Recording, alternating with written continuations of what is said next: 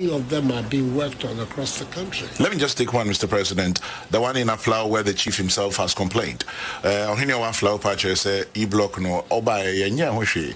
Inti my education minister up to February say ombe yehu bibi. It's on the minister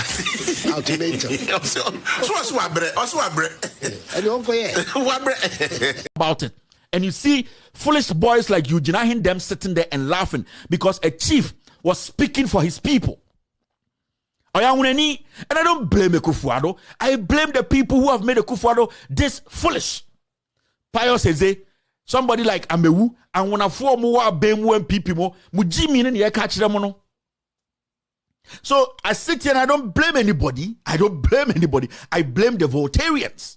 I blame you people because you gave this guy that audacity to disrespect you.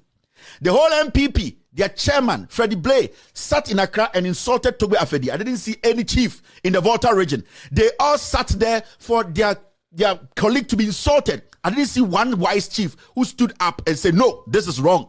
You cannot go to the Ashanti region and go make such stupid statement. We still had people in the Volta region, almost like say more foolish people, to go vote for these people. They have disrespected everything that you people have.